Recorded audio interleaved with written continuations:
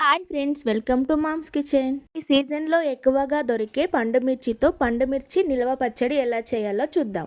పచ్చడి కోసం 1/2 కేజీ పండు మిర్చి తీసుకున్నాను. వీటిని శుభ్రంగా కడుక్కొని తడి ఏమీ లేకుండా పొడిగుడ్డతో ఇలా తుడుచుకొని ఒక 10 నిమిషాలు ఆరబెట్టుకోవాలి. ఆరబెట్టిన పండు మిర్చిని ఇలా వీడియోలో చూపిస్తున్న విధంగా ముక్కలుగా కట్ చేసి ఒక గిన్నెలోకి తీసుకోవాలి. పచ్చడి కోసం 50 గ్రామ్ చింతపండు తీసుకున్నాను. ఇలా క్లీన్ చేసి పెట్టుకోవాలి. ఇప్పుడు ఒక ప్యాన్ పెట్టుకొని ఇందులోకి ఒక స్పూన్ మెంతులు వేసి వేయించుకోవాలి. ఇవి కొద్దిగా వేగిన తర్వాత ఒక స్పూన్ జీలకర్ర కూడా వేసుకొని వేయించుకోవాలి. ఇందులో ఒక స్పూన్ ఆవాలు కూడా వేసుకొని వేయించుకొని స్టవ్ ఆఫ్ చేసుకోవాలి.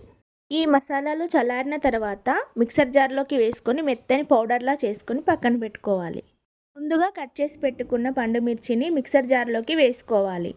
చింతపండు, రుచికి సరిపడా ఉప్పు, 10-12 వెల్లుల్లి రెబ్బలు వేసుకొని మెత్తని పేస్ట్లా చేసుకోవాలి.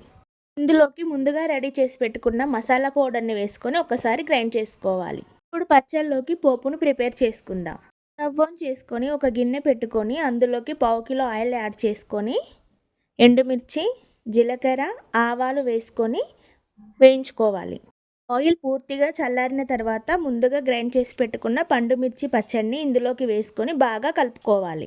సో సింపుల్ అండ్ టేస్టీ పండు మిర్చి పచ్చడి రెడీ. ఇది వేడి అన్నంలోకి చాలా బాగుంటుంది. అందరూ చాలా ఇష్టంగా తింటారు. పచ్చడిని ఒక ఎయిర్ టైట్ కంటైనర్లో పెట్టుకుంటే 6 నెలల నుంచి సంవత్సరం పాటు నిల్వ ఉంటుంది.